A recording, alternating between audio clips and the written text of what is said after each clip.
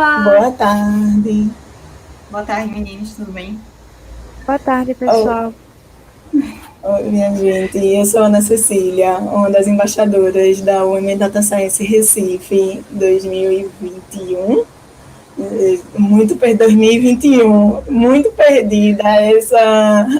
Essa pandemia está me deixando um pouco perdida no tempo. Pois bem, minha gente, muito bem-vindas ao evento desse ano. Eu sou, como eu já falei, Ana Cília, uma mulher negra, estou com meus cabelos cacheados soltos e no fundo, assim, dá para ver uma parte da minha casa, uma parte do meu quarto, uma porta. A gente faz essa apresentação, essa autodescrição, para que todas as pessoas saibam quem está falando, ainda que não esteja olhando para a tela ou que não possa ver a tela. E Pois, as outras embaixadoras estão aqui, Fernanda, Joyce, Natália. Boa tarde, minha gente. Boa tarde. Desculpa, garganta aí. Meu nome é Maria Fernanda, ou Fernanda Maria, tanto faz. Eu também sou uma mulher parda.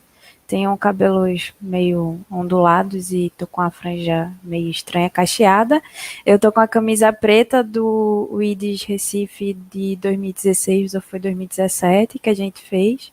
Eu não era embaixadora na época. Quero agradecer a participação de todo mundo. Assim, descrevendo também o meio ambiente. Atrás de mim tem um monte de mangás e quadrinhos e livros e uma mandala e ventilador. Mas está fazendo frio em Recife, entre aspas, porque está chovendo.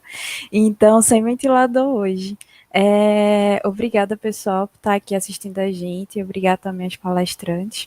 E é isso.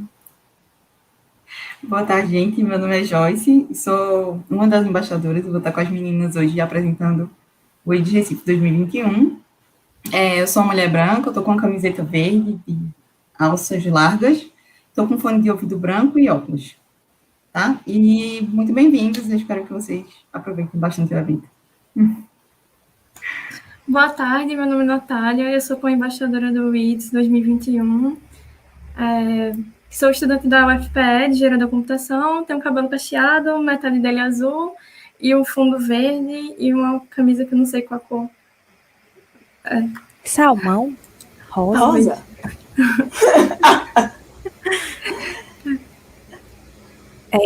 É isso. Vou colocar só aqui a programação para o pessoal poder ficar um pouco ligado aí no que vai ter. Agora, no primeiro horário, vai ter a palestra de Érica, falando sobre as necessidades e a importância de abrir a geladeira para pensar. Depois a gente vai ter um intervalo rápido de 3 minutinhos para pegar água e esticar as perninhas. E depois temos palestras de Anicele e de Hélida. A Anicele vai falar sobre fala pré-geral, como os dados podem mudar a realidade social. E Hélida vai falar sobre manipulação de dados e previsão com topologia algébrica. Depois a gente também continua com o intervalo rapidinho, 3 minutinhos, pegar mais água e ir no banheiro e depois voltar para cá.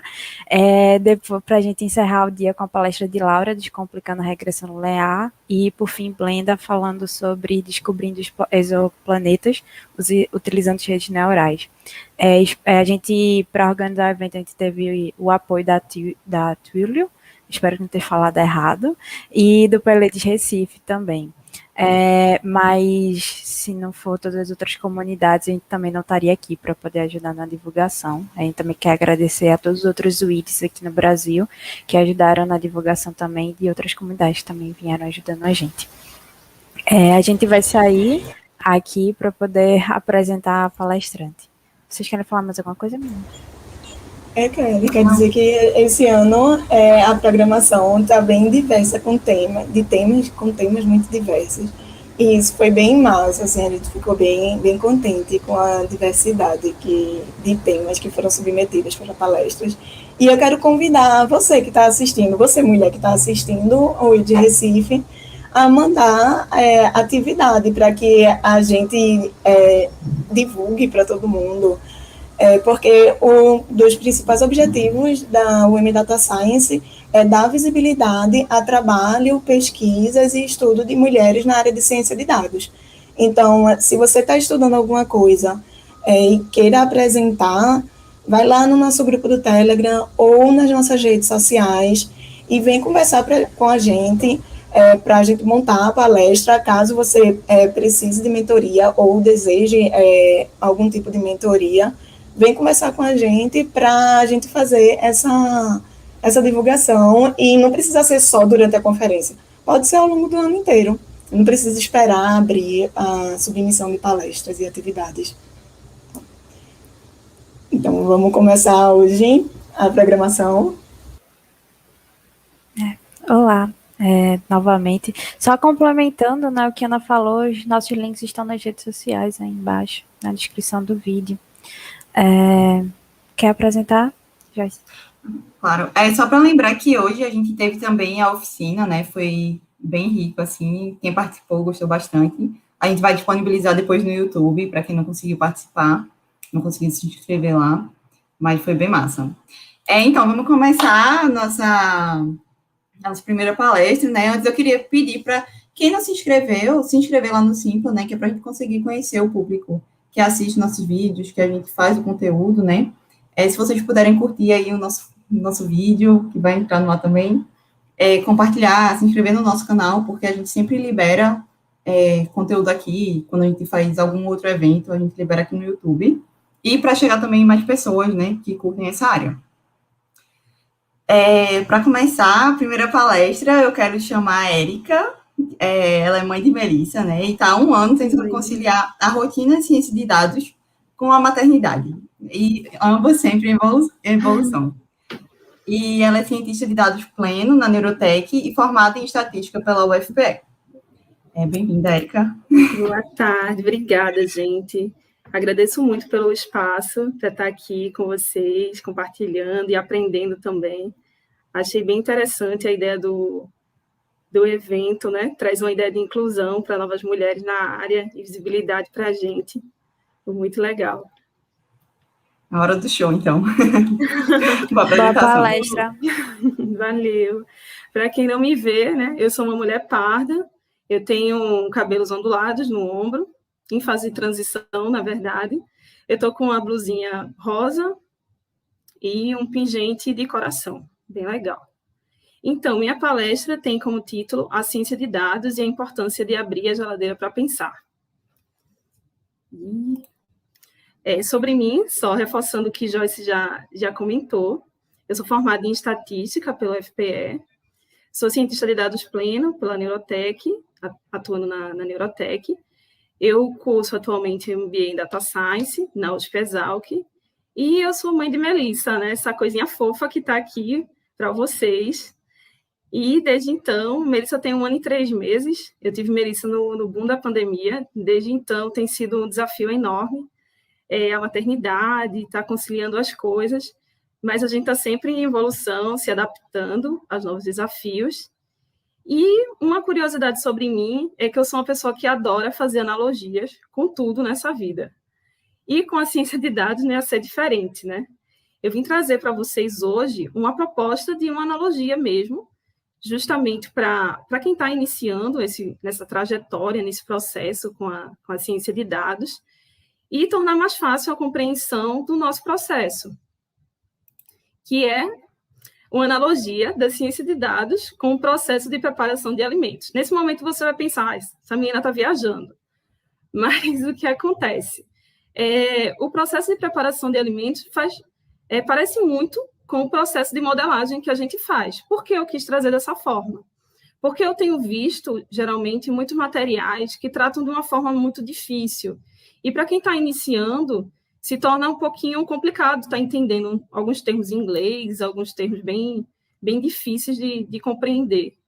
Então, por isso que eu trouxe dessa forma para vocês. Então, como é que funciona um processo de preparação de alimentos?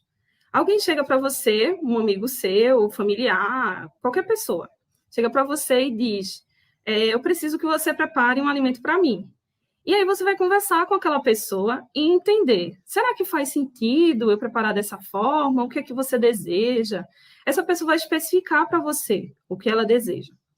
Então, você vai tentar entender com ela como é que você vai buscar esses dados, vai buscar esses ingredientes, no caso, vai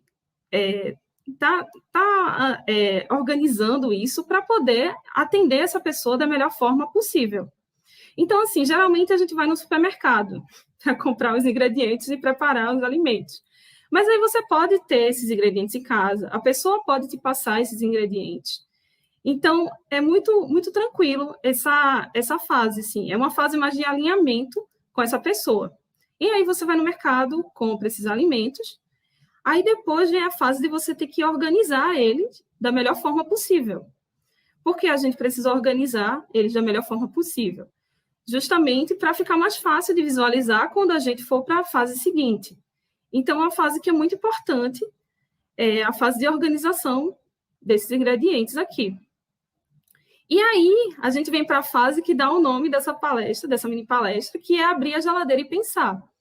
Que é justamente você observar esses ingredientes na geladeira, organizados, ou no armário também, mas eu gosto de usar a geladeira. Você observar e ver como é que eu posso combinar esses ingredientes da melhor forma possível que eu possa atender as pessoas. Como é que eu posso fazer isso de uma forma ótima? Será que faz sentido eu usar o molho X na comida Y? E aí, todo esse processo de observação, de pensamento sobre como eu posso organizar, eu estou sempre conversando com a pessoa que me pediu o alimento. Eu estou sempre ali, alinhando com ela e perguntando, será que faz sentido isso? Será que você ia gostar se eu usasse, sei lá, um molho de maracujá em um peixe? Aí você vai conversando com ela. E aí, depois que você alinha com ela, é que você vai cozinhar. E aí, cozinhando, você vai vendo as formas diferentes de fazer as coisas, vai cozinhando, e depois você tenta trabalhar bem a mesa, organizar bem, de forma que a sua proposta gastronômica esteja bem visível aos olhos dessa pessoa, que ela observe e diga, poxa, tá lindo. Ou ela observa e pode dizer, sei lá, bota uma folhinha aí, bota um enfeite bonito, um jarro, alguma coisa diferente, porque não está me atendendo, não. Eu quero ter uma experiência gastronômica legal. Então, arruma isso aí. Aí, depois que você alinha, você organiza com a pessoa, a melhor forma dela observar é que você disponibiliza para essa pessoa estar usando, tá comendo esse alimento. E, nesse momento que ela está comendo, você está ali do lado e está perguntando, tá bom de sal? O que você precisa? Está ali atendendo? Será que você está se agradando disso? Então, eu trouxe essa historinha justamente para a gente pensar. A ciência de dados é basicamente dessa mesma forma. A gente, inicialmente, conversa com o consumidor final, seja um cliente, seja a sociedade como um todo, para entender qual é a dor dele, qual é o problema dele, o que é que a gente pode fazer para estar ajudando. E aí, tentar entender com ele onde é que eu posso conseguir esses dados. Qual a melhor forma de estar coletando eles. Às vezes a gente pode ir para campo, eles podem ter esses dados disponíveis, a gente pode ter. Então, a gente sempre está fazendo essa conversa de acordo com o contexto. Essa disponibilização de dados pode ser dada de determinadas formas diferentes.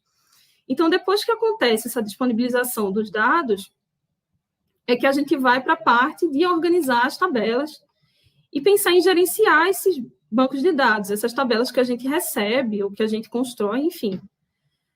Geralmente o pessoal utiliza SQL, alguma linguagem específica de banco de dados para fazer esse processo de gerenciamento, para então ter aquela tabela estruturada, aquela base estruturada, e a gente vir para a parte de abrir a geladeira para pensar.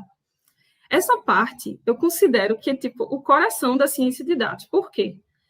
Porque se a gente não tiver os dados bem validados, os dados que façam sentido para o que a gente se propõe, o negócio se propõe, ou o que o consumidor quer, a gente não vai conseguir ter uma resposta adequada, a gente não vai conseguir, no final, entregar valor para ele. Então, é importante que a gente consiga estar abrindo a geladeira, pensando, faz sentido a gente estar combinando essas variáveis aqui. Por exemplo, eu tenho uma base que tenho renda, tenho idade, será que faz sentido eu estar segmentando o público por faixa etária, enfim, pensando, será que o público mais jovem tem um comportamento diferente do público mais velho? Será que o público que tem uma renda até um salário mínimo tem um comportamento diferente do pessoal que tem uma renda, sei lá, acima de 5 salários mínimos? A gente está pensando, está fazendo teste e pensando em como é que a gente consegue entregar esses valores, para depois que a gente validar esses dados, ver, faz sentido, realmente. Depois que eu fiz toda essa validação, faz sentido. Então, a gente agora vai fazer a modelagem. E aí a gente vai pensar num modelo que seja adequado, um algoritmo legal que seja adequado e tal, para o nosso problema, para depois a gente estar apresentando aquilo para a pessoa, para o consumidor final ou o cliente, enfim, depende muito do que se propõe. Então, você pode fazer dashboards, pode fazer uma apresentação legal, você pode mostrar dados financeiros para ele. Tem que observar muito nessa fase qual o skill do consumidor final. Será que ele é uma pessoa técnica, como a gente? Será que ela entende as métricas, sei lá, de KS, R2, R quadrado, enfim? Será que ele entende essas coisas? Se eu mostrar isso, será que ele vai entender? Ou é melhor eu pegar dados de faturamento dele e mostrar ele, se você for por esse caminho, você vai ter um lucro de tantos por cento, ou você vai deixar de perder tantos por cento.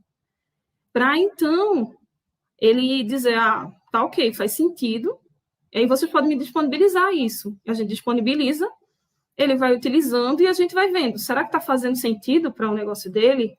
Ele pode dizer, não está fazendo sentido não, volta para o começo e faz tudo de novo. Isso acontece às vezes. Mas é por isso que é importante a gente ter bem alinhado os passos anteriores. Justamente esse passo aqui principal, né? E o passo de alinhamento inicial. Para no final a gente não precisar voltar. Então, dado que está tudo ok, a gente vai acompanhando, entendendo. Será que aquela população está fazendo sentido, está aderente ao que a gente propôs?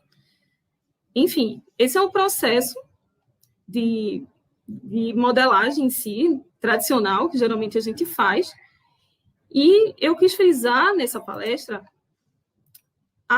o ato de abrir a geladeira e pensar, que é justamente isso. É você validar bem os dados e você pensar, será que faz sentido realmente o que a gente está utilizando? Será que faz sentido eu estar combinando essas variáveis? E aí eu resolvi trazer algumas questões, alguns exemplos, na verdade, de questões que é importante a gente estar sempre fazendo. Bom, como, por exemplo, o período dos dados, será que faz sentido? Aqui eu tenho dados de produtividade por quilo, e aqui a gente está observando por ano, anualmente. E aí eu tenho dados que vão até 2009, desde 2009. A gente está em 2021. Aí você pergunta, será que não estão defasados esses dados? Lembrando que, todos os dados que eu estou mostrando aqui na apresentação, eles são fake. Eles não são reais, são todos meramente ilustrativos. Então, o que a gente pode observar aqui é que está bem diferente ano a ano.